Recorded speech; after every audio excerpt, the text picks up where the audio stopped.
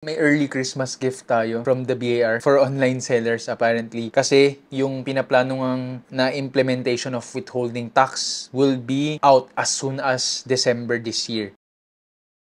We're talking about sellers sa Lazada, services ng mga nagbebenta sa Foodpanda, GrabFood. This article from ABS-CBN and GMA, wala pang official guidelines from here. It's a parang work in progress siya. Hindi natin alam pa kung ano ang magiging process nito kasi ang daming ang online sellers and nakikita nila as huge revenue target to. In the press conference nga, si BAR commissioner natin, nasa final phase na daw of drafting a new revenue regulation after consulting with online platforms. The rate that we're looking at is 1% on 1/2 of gross remittances. So let's say I'm an online seller sa Lazada and Shopee, then may bumili sa akin na buyer worth let's say 100 pesos.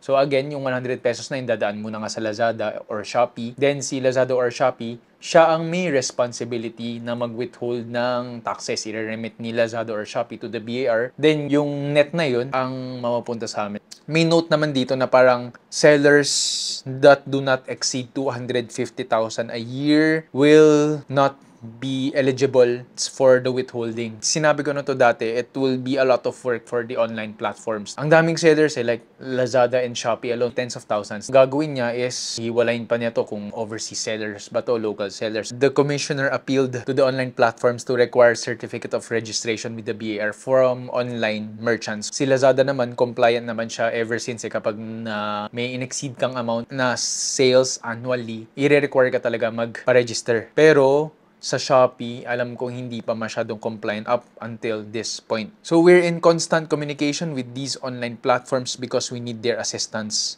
We need their help. The commissioner also said that this would also create a more level playing field for brick and mortar stores. Yung mga online sellers nga kasi, majority of them, they don't pay any taxes. Medyo nakakalusot sila compared to mga brick and mortar stores na babantayan ng BAR to kapag nag-visit sila sa mga tax mapping na pupuntahan nila yung lugar. Napipilitan silang mag-register while as online sellers, mas kaya nilang magtago.